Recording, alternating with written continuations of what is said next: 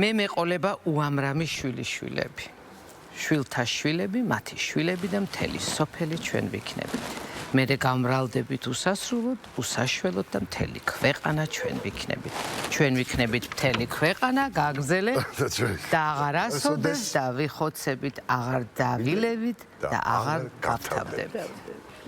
მანანა დუმბაძეა დღეს ჩვენი სტუმარი. მანანა, უღრმესი მადლობა მობრძანებისთვის. დღეს თქვენთვის ერთის მხრივ ძალიან ბედნიერი და მეორეს მხრივ რა თქმა უნდა სევდიანი დღეა.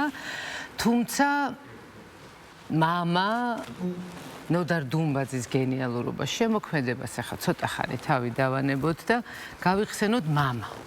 მამა, რომელიც გოგოსთვის ჩემი გამოცდილებით რაღაცა განსაკუთრებული ძალა, განსაკუთრებული სიყვარული, განსაკუთრებული ძალა და ენერგია.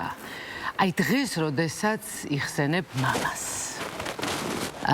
აი ყველაზე მკაფიოთ რა გაქვთ, რომელი კადრი გაქვთ, რომელიც ტივდება პირველ რიგში?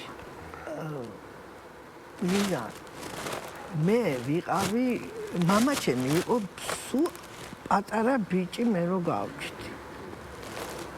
ხო და ფაქტიურად ერთად გავიზარდეთ თქო ვიძახი. ჩემ ხელში გაიზარდა მოკლედ. ხო და აი შენ წარმოიდგინე რაც ასაკი მემატება. ძალიან ბევრი გასახსენებელიც მეტი რა არის ხო მამას ძალიან სხვანაირი მამა იყო და ძალიან სხვანაირი ცხოვრებით ვიცხოვრეთ ერთად მეგობარი იყო ბოლოს ისეთი ჩემი რომ აი შემოქმედებითი მეგობარიც იყო მაგრამ გეუბნები რომ მთელი აი ეს თავგადასავლები ეს ახალგაზრდული ისეთი გავიარეთ ერთად მამა ჩემის აი ლიტერატურაში შესულა მახსოვს უნივერსიტეტში ეგ არჩილსულაკაური და ეგ დაპატიჟეს ლიტერატურულ რაღაც აი პოეტებს ეხლაც რო უძახიან რა და აი ის მომენტი მახსოვს როგორ ერიდებოდა ასე თავის ჩოლკას როგორ იმასშვებოდა ხელით ისტორებდა და ფურცელი რო ამოიღო მაშინ სულ პატარა ვიყავი რაღაც პირველ კლასში ვიყავი მე მგონი არც კი და სულ ის რო ამოიღო ეს ქაღალდი ამოიღო და სადაც ლექსები ეწერა ერთხელ გაუვარდა ორჯერ გაუვარდა და დარბაზიდან დაუსტვინეს რამე ხოდა ხვარზე ხარ რა დღეში იყო ასევე არჩილსულაკაური ძალიან ცუდ დღეში იყო იმიტომ რომ სტუდენტი მაინც ქართველი სტუდენტი რომელიც მიჩვეულია პოეზიას ისა რომანტიკულია რაღაცა ის ახალ მაშინ რაღაც გარდამავალი პერიოდი იყო საქართველოს მოკლედ აი ესეთ პერიოდში ძალიან გავუჭირდა და მე აიღო ეს ქაღალდი კეცაგი ვასქნა რა ხა ძლივ გახსნა და წაიკითხა ლექსი რა თქმა უნდა მაშინ პოეტი იყო წაიკითხა ლექსი და მახსოვს რომ ეს ლექსი რო წაიკითხა დარბაზი გაისუსა გაისუს ძალიან კარგად კითხულობდა თავის ლექსებსაც და სხვის ლექსებსაც და ისეთი ტაში დაცხეს რომ ჩემს უკან ვინც იყო ის სტუდენტები რომლებმაც დაუსტვინეს მიდი რა დაუძახეს გადაოხდეს ამაღაც ხარი ეგრე უნდა აი ესეთი რაღაცები მახსოვს კიდე უფრო უკეთესი წარმოიდგინებ სულ პატარა ვარ და მამა ჩემი ჩვენ ცხოვრობდით უნივერსიტეტის წინ აი ეს ჭავჭავაძის 2 ნომერი როა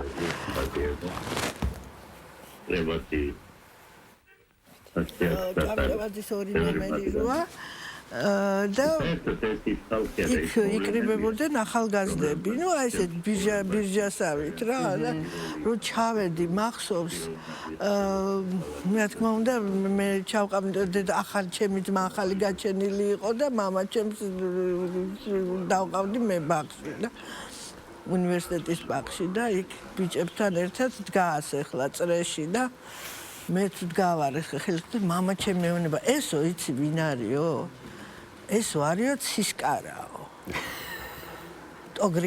ტოგონიძე ხო და აი მაშინ აი რაღაცა დედარა მამა მყავს ვიფიქრე დედარა მიცისკარას იცნობს და აი ესეთი რაღაც მე ეს აქტიური მამა იყო. ერთად იყავით სულ დაყავდი. აქტიური არ იყო, მამა უფრო ბოჰემური ცხოვრებით ცხოვრობდა, მამა ჩემი არ იყო, მაგრამ დღესასწაული იყო მაგის სახლში ყოფნა. რამდენად ხშირად იყო სახლში, მაშინ ასე დავსვამ. არა, ვერ დავაბრალებ მამა ჩემს აქტიური მამა იყო, იმიტომ რომ ხანდახან არ იცოდა რომელ კლასში ვიყავი.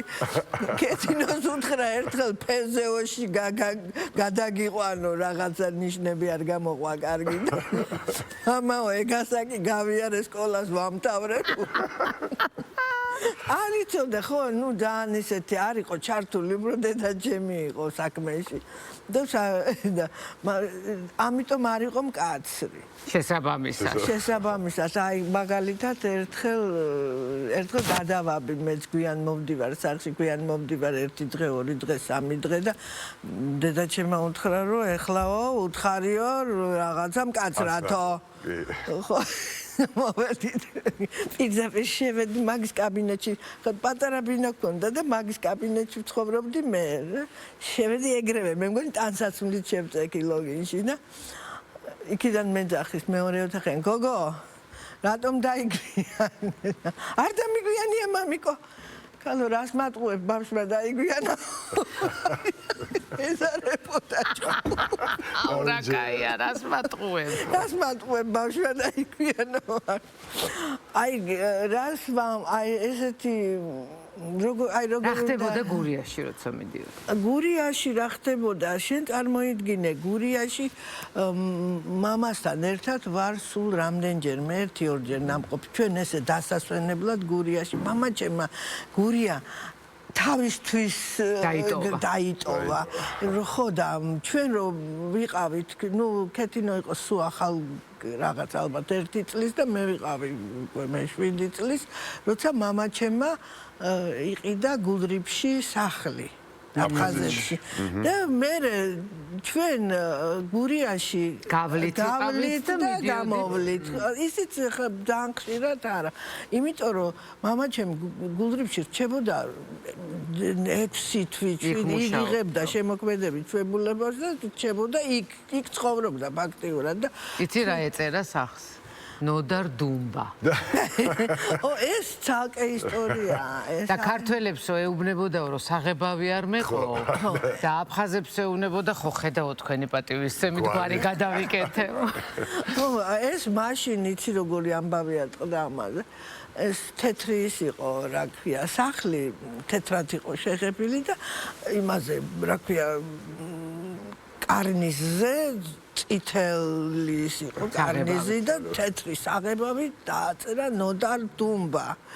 და მოვიდნენ გურული რაჟო, ნოდარა მიეყიდე აფხაზებს. არა, კრასკა გამითავდა დუმბაზე გავთავდა.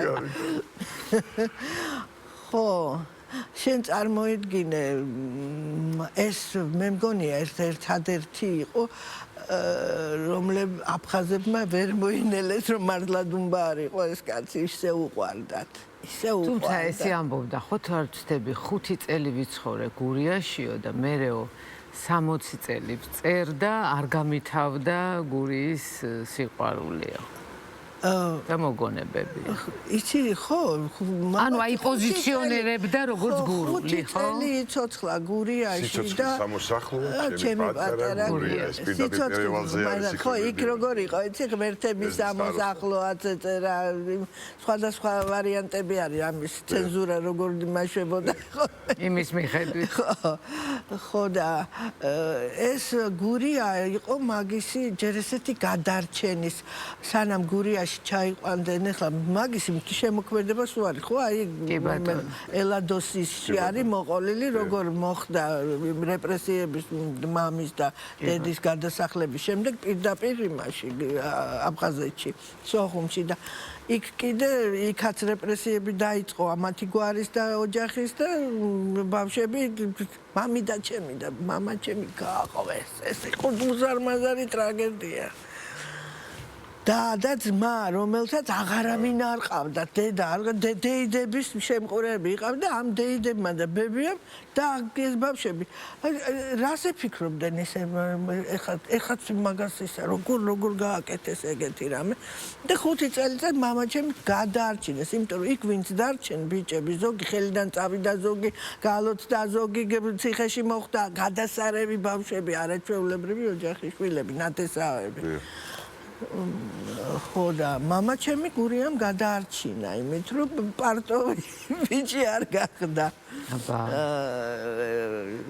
5 წელიწადი თან მადლიერი ადამიანი იყო და ფანტასტიკური თანდაყოლილი არაჩვეულებრივი ხასიათი ჰქონდა, რომ შეეძლო მოხუცებთან და ბებიასთან და იმათთან ემეგობრა. თავის კლასელებთან იმდენი მეგობრობა არ ჰქონდა, რამდენიც ილიკოსთან და ილარიოსთან. მისი ბებია, ყველას ბებია გახდა და მისი გურია არის ჩვენი სამშობლო ყველასი და ყველაზე საყვარელი ალაგა.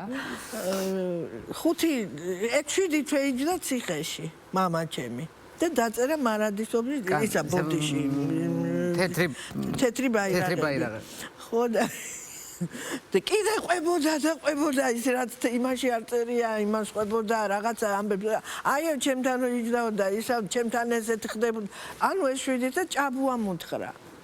ამი რეჟიმა ბიჭო 25 წელიწადიო მიჯექიო. ამდენი ამბავი არ მოგდა. 25 წუთში მოვყევი ყველაფერი და რა 7 თვე იჯექი ამისთანა რომ აღარ გაათავე ციხისა. ნუ იმიტომ რომ ეს ფანტაზია ულევი, თუმცა სულ ამბობდა რომ ჩემიო ყველა პერსონაჟი არის ნამდვილიო, მაგრამ მე ჭვიმაქ რომ იქ ცოტა ხასიათს ულამაზებდა. რა თქმა უნდა ნამდვილი და სხვა შორის ძალიან კარგი გამოკვლევები აქვს კობა იმედაშვილს მას. მართალიც ბევრი არის, აი მაგალითად მე ვხედავ მზეში არის აი ეს ბაბილოს ამბავი, სიმინდის ამბავი. კი ბატონო. ის არის უკუღმა დაწერილი. ის ძალიან ცუდად მოხდა, იქ ბავშვები გააღლიტეს, გაიმასკლეს და ისე გამომუშვეს. და აქ არის როგორი სიკეთე და როგორი. ანუ აქ ლიტერატურა ითხოვს იმას, რაც ადამიანისთვის არის მნიშვნელოვანი და საზრდო და რაც თვითონ უნდოდა, როგორც თვითონ უნდოდა რომ დამთავრებული იყო და მომხდარი იყო. ხო, იქ არ იყო ეგრე ყველაფერი მართლა ომის დროს ესე ვარდით და პენილი. მანანა იცით რა არის ჩვენ ამ დღეებში ვლაპარაკობთ ხშირად. თუ ვიფსოდა თუ ისე რა გესიყვარდა. რა გესიყვარდა. რა მიხარიო რა გაგდა. ის არის. კი ბატონო. ეს დღეები ხშირად ვიხსენებთ ტარიელ ჭანტურიას, რომელსაც უდიდესი მეგობრობა აკავშირებდა მამასთან და ესეც რაღაცა განსაკუთრებული, გამორჩეული კაცი იყო და აი წარმომიდგენია მათი ურთიერთობა. ამ ორი საოცარი იუმორის მქონე და ნიჭიერების მქონე ადამიანი ალბათ რეებს აკეთებდნენ ერთად ამის წარმოდგენაც კი უკვე ბედნიეს ქცეს ადამიანს და მანანა თქვენთან ერთად დიდი სიამოვნებით მოდით ახლა ცოტა ხანი შევხედოთ და მოვისმინოთ ტარიელ ჭანტურიას მოგონებები ნოდარ დუმბაძეს. ჩვენ დავბრუნდებით. ნოდარ დუმბაძე, რომელიც არის ჩემი, ისე როგორც თქვენი საყვარელი მწერალი. ნოდარ დუმბაძე იყო ღიმილისა და ცრემლების მწერალი. პოეტის მწერლის მისია ერთია. ერთი ცრემლი მაინც შეაშროს ადამიანის თვალზე. მე კი მგონია, რომ უფრო მაღალი მისია ერთი ცრემლი მოგვაროს.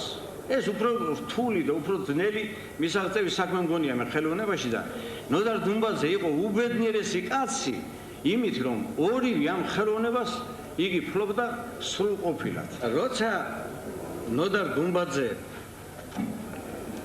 უმძიმეს დღეში იყო, მე ვნახე სიკვდილის წინა დღეს და ქეთინოს ხელით გამომიგზავნა ქაღალდის ნაგლეჯი, რომელზეც ეწერა: კარგი ბიჭი ხარ, ტარია, ნოდარა პაშტი მტარია. ხუმრობთ გავს. მე ერთი ლექსი მაქვს, მინდა რომ წავიკითხო ეს ლექსი, ნოდარ დუმბაძესადმი მიძღვნილი ლექსი, რომელსაც ქვია ინფექციური ლექსი. ეძღვნება ნოდარ ცოლის. გადამდებია სიცოცხლე, გადამდებია ჭირი, გადამდებია ცრემლები, გადამედოდა ვტირი. გადამდებია აპრილი, ია ენძელის ფერი, გადამდებია სიმღერა, გადამედოდა მღერი, გადამდებია ღიმილი, გადამდებია ქალი, გადამდებია სურვილი, ხურო ქვეყანა ჩალით, ჩამოთავდება საცა ჩემი ცხოვრების ფირი, მიწას რომ ჭამდი, იმ მიწით ამომევსება პირი, გადამდებია წითელა და სინანული მწარე, გადამდებია ვარდობისთვის ორი კვირის მთვარე, გადამდებია ეჭვების და უნდობლობის შხამი, მოწამლულია დღის გამო რაც გიფიქრია ღამით, კოცონს აჩაღებს ეჭვების უბრალო ნაპერწკალი, ეს მწუხარება, ეს ვნება, ის დარდი, ის ყურცხალი, გადამდებია ვება დარდი სამშობლო მთების, გადამდებია სიკვდილიც, გადამედოდა კვდები. არის ლექსი, რომელიც ალბათ ძალიან კარგად გამოხატავს იმას, რასაც ფიქრობდა ეს ადამიანი ნოდარზე. მანანა სანამ დაგემშვიდობებით,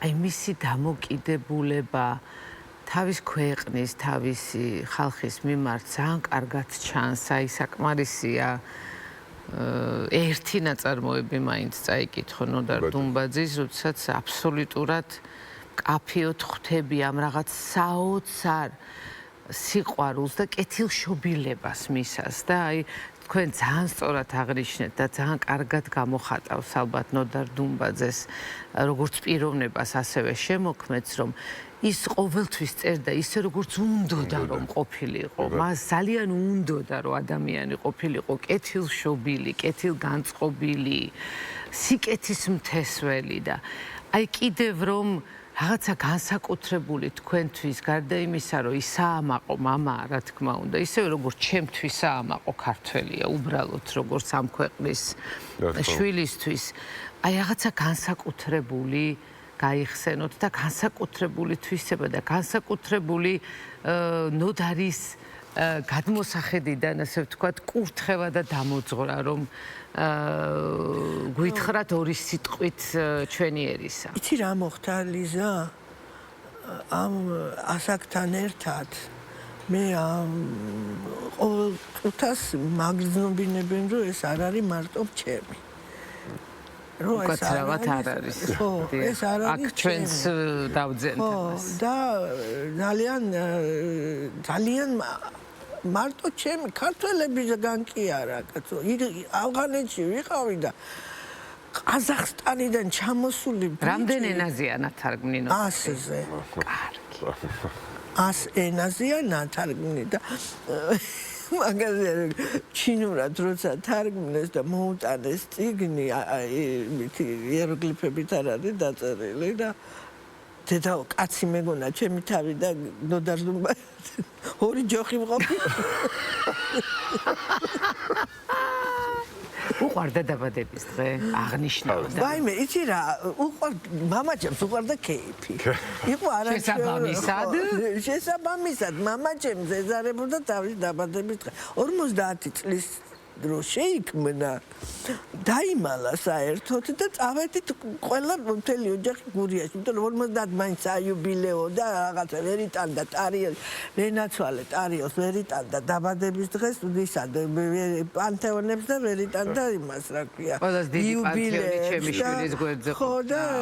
ხო და ისა რა ქვია, მამაჩემი ძალიან იუბილე არც მოსწრებია, ყველა იუბილე სიკვდილის მერე გადაუხადეს და დაიმალა და წავედით გურიაში, მაგრამ გურიაში მოხდა იქ ისეთი რაღაცა, რომ აი ჯანსუღის უყვებოდა ამას, რა ქვია, გურიაში, რა ვიცი, დადგა გურია ფეხზე, არ გვეგონა ჩვენ რომ ასე ჩავიდოდით და რაღაცები იქნებოდა. არა, სინამდვილე საოცარი 2 წელიწადში 100 წელი უსრულდება და საიუბილეო. ხო, რაც ეხა გადავედი თემიდან დამოძღვრა, არის მამაჩემს აქვს არაჩვეულებრივი ლოცვა, რომელსაც სოფიკო კითხულობდა გადასარევად, სხვათა შორის. აი ეს ბებია როცა ლოცავს შვილიშვილს და მე თვითონ დაწერა ეს ლოცვა კიდე უფრო ღრმა და თქვა რომ აი მეო ამოვიღებო თქვენო სამშობლო იგულისხმობთ ნუ არაჩვეულებრივი ლოცვაა ეს და მარადისობის კანონი დატოვა მარადისობის კანონი, რომელიც არის მე წავიკითხე ინგლისურად ვთარგმნე და წავიკითხე ერთ ძალიან სერიოზულ კონფერენციაზე, ბანკეტზე. რო გითხრეს, რომ აი ყველა ეროვნების წარმომადგენელმაო სადღეგრძელო თქვას თავისიო და მე მამა ჩემი რა თქმა უნდა არ მithქვავს რომ ნოდარ დუმბაძემ თქვა, მე ვთქვა ქართველი პოეტი. ესო პოეტის კი არაო, ეს არისო არა მოძღვარის დაწერილი სიტყვებიო. ნამდვილად, განსაკუთრებული მე თავიდან წარდგენაში ეს თქვი სწორედ, რომ ის საოცარი იუმორით გველაპარაკება ყველაზე მნიშვნელოვანზე, ადამიანობაზე, სიკეთეზე, ჭეშმარიტებაზე, ურთიერთობებზე, დედაშვილის განსაკუთრებულ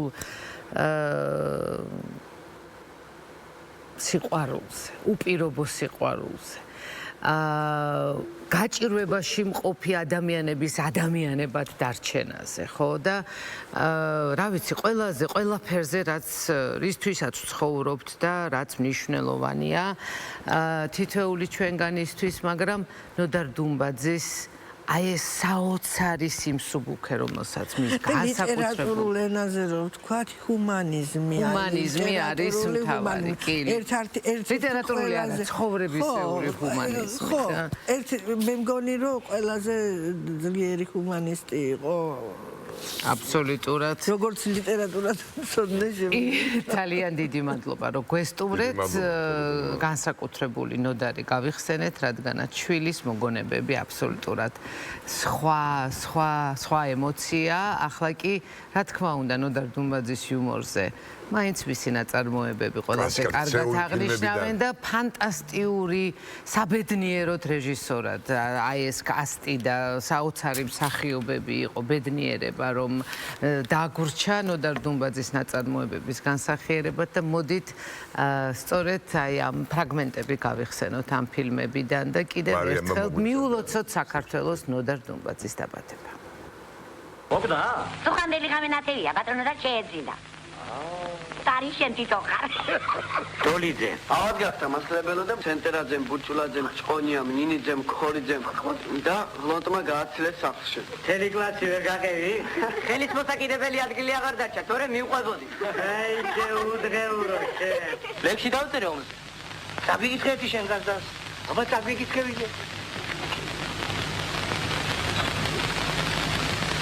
Adis xari Germania გადმოვიდა ჩვენს საზღვრებზე, მაგრამ ფეხს ვერ მოიკიდეს ჩვენს შენიერ მიწას ალზე, ჩვენი გმირები დასწრებენ ზარბათებით, თოფებით, ტანკებით, თუ საჭირო შეიქნება ეს წერტილში დავდაგები.